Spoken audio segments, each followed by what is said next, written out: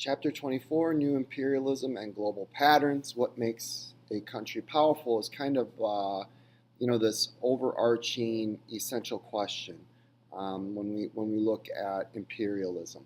And how do you project that power, and how should you or shouldn't you use that power? So this is really leading up to what's kind of coming next, which is World War II. And I've kind of already mentioned this before, but just stressing it again. These like the main causes: militarism, alliances, imperialism, nationalism, this long history between European countries dating back well past the Middle Ages. Those are all long-term causes.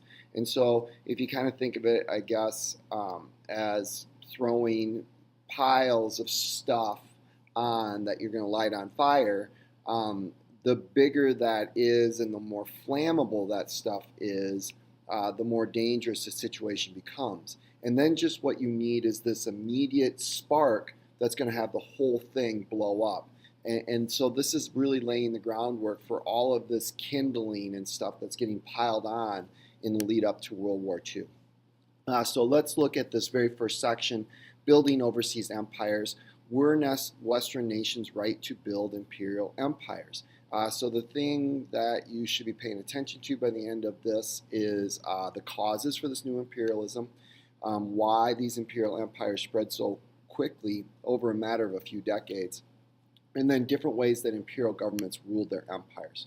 So when we look at some of the different motives for imperialism, well, first of all, imperialism is one nation dominating the political, economic, and cultural life of another nation, and what you see, or of another country or region. So, for example, in Africa, they weren't necessarily countries, but they were regions. And then some of these other instances, that they didn't match kind of the definition of a country. So what's driving this? Some of it is economic. With industrialization, European industrial powers are looking for a couple different things. One is raw materials, the things that they need to turn into finished goods. The other thing is they're hoping to open up new markets to buy their stuff. After all of Europe has bought things, they need new places to sell their stuff, and they're kind of hoping that these foreign lands are going to provide those markets, and also investments. They're hoping to maybe make some money by investing in these countries and then getting that to come back.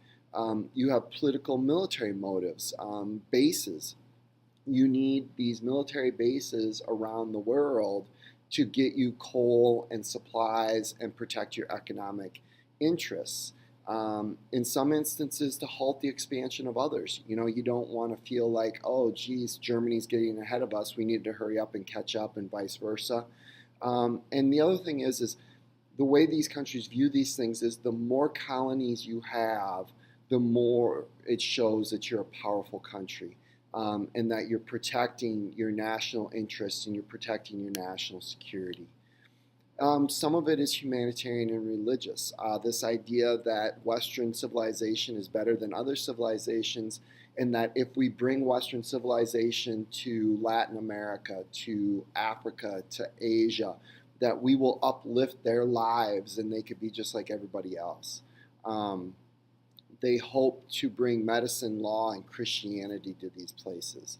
And so one of the themes that you kind of get out of this it comes from a poem called White Man's Burden, that talks about how this is the burden of the white man, to go and civilize everybody else and to send our sons off to these foreign lands so that these foreign peoples can be brought out of ignorance and dark ages and all that type of stuff.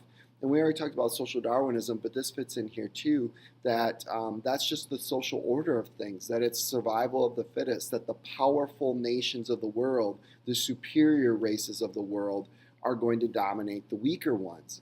And this is how you improve the human species, is by the powerful expanding and the weak shrinking. So when we look at why does it spread so quickly, there's kind of a couple different factors. One is these non-Western states, they are in a bad state for a variety of different reasons. Some of these are extremely old civilizations, and they had been in a state of decline. They don't necessarily have all of the modern technology that the Western Europeans have, so I'll talk about that in a little bit. And when you look at Africa, Africa was devastated by the slave trade. And so they really weren't able to resist. It's a little bit like in the Americas with the Native Americans dying, they weren't able to resist white expansion. When we look at the flip side of this, Western advantages, they have these very strong economies. They have this industrial might. They have very organized governments and economic systems. They have the world's most powerful armies and navies. And so all of those factors give them an advantage over these other peoples. Now, the impact of all of this is kind of twofold. One is resisting imperialism. You're going to continue to see this never-ending resistance by the native peoples to being treated as second-class citizens in their own homes. So they're going to resist however they can, whether it's full-out rebellion or other means, but they're going to try and keep Westerners from totally supplanting their own culture. The other thing is, as things go, European countries start to face more criticism at home as people are wondering, why are we doing this? What's the point? Isn't there a better way? Morally, ethically, is this the direction we want to go? Can we really afford to have militaries all over the world? So there's all kinds of factors that are causing people to question this at home. So the question is then, how do these imperial powers rule? And there's several different ways. For the French, they prefer more direct rule. They want to take French culture and they want to replace the native culture with French culture. And they turn these into provinces that are going to be ruled by French people. When you look at the British, they prefer more of an indirect rule. They like to work through local leaders. They also would like to bring some of these young people to Great Britain to get educated and then to return back to their home and rule in a way that the British would like. You've also got protectorates where, again, local rulers are in place. However, it's strongly encouraged that they follow European advice when it comes to economics or when it comes to missionaries or when it comes to political goals, that these local rulers will kind of obey the wishes and advice of Europeans. And then you've also got spheres of influence. The best example of that is China, where these countries are going to take China and they're going to divide it up and they're going to claim that they have exclusive investment and trade rights in that specific region, sphere of China, and that all others need to stay out. And those are just some of the different ways that they're going to rule.